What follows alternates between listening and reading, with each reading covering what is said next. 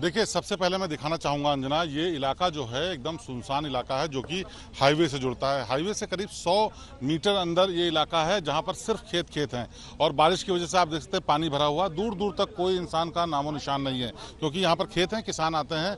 Early morning का मसला है, ये पूरा मामला है और ये हाईवे से जुड़ती हुई जगह है। देखिए, आप देख पा रहे हो, ये हाईवे है जहाँ पर बहुत सारी भीड़ अभी लगी हुई है और अब ये उसी के करीब 100-150 मीटर अंदर जगह है जहाँ पर इसका विकास दुबे का काउंटर किया गया था।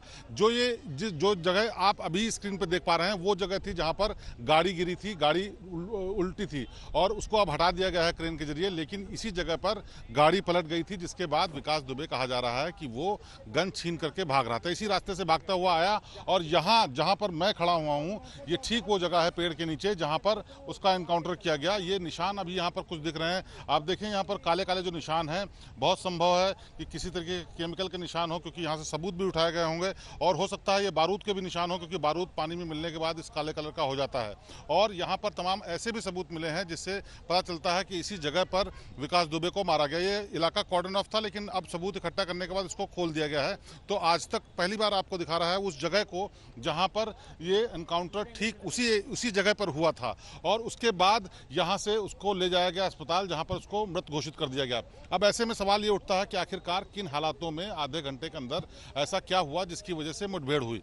ये पूरा जो वाकया है इसमें सबको पता है कि विकास दुबे इतना दुर्दांत खूंखार हत्यारा था जिसने 8 पुलिसकर्मियों को शहीद कर दिया और पुलिस विभाग के लिए यूपी में इससे बड़ी कोई घटना नहीं हुई थी जिसमें इतने बड़ी संख्या में लोगों को मारा गया हो। उसका इरादा और भी खतरनाक था, उसने 5 डेड बॉडीज को एक जगह पर इकट्ठा किया था जिनको आग लगाने का प्लान था। उसके लिए बाकायदा गैलन में तेल रखा हुआ था, ये सब सबूत मिले हैं।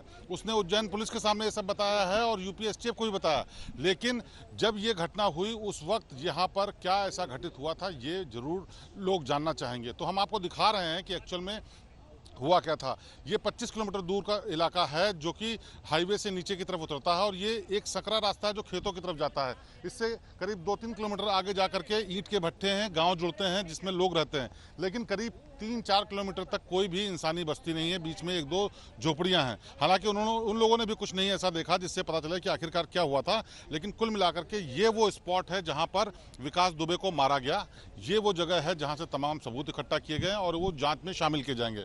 अब बात आगे की इन्वेस्टिगेशन की, ये बहुत बड़ा सेटबैक भी है एक तरीके से देखा जाए यूपी एसटीएफ के लिए कि उनको जो एक मुख्य साजिशकर्ता, जो मुख्य अपराधी था इस पूरे मामले का, वो मिल गया था जिंदा और उससे तमाम चीजें पता चल सकती थी। कुछ बातें उसने पूछताछ के दौरान रास्ते में बताई क्योंकि पूरे रास्ते वो सोया भी नहीं, उससे लगातार बातचीत ही करते रहे यूपी एसटीएफ के लोग।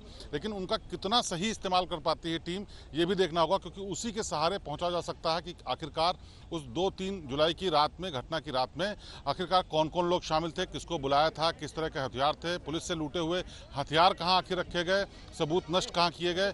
डीवीआर जो कि बहुत ही अहम सबूत है जिसमें वो रिकॉर्डिंग थी कि उस घटना की रात प्लानिंग से लेकर के पूरे पुलिस के साथ जो हमला हुआ था वो सब कुछ रिकॉर्डेड था, वो सब कहाँ है। वो सब विकास दुबे से ही मिल सकता था, लेकिन अब कितना आसानी से मिल पाएगा ये कहना मुश्किल है।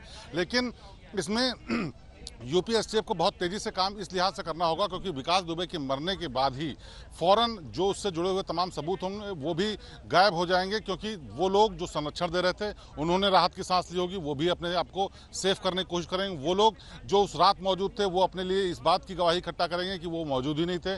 वो सबूत जो कि उसने नष्ट कर दिए वो कहीं नष्ट ना हो जाए। डीवीआर जो कि बहुत अहम सबूत थी, जो कि सारी रिकॉर्डिंग दे सकती थी, वो मिल जाती तो बहुत अच्छा होता, लेकिन अब वो मिल पाएगी नहीं मिल पाएगी, ये सब बहुत अहम सबूत हैं।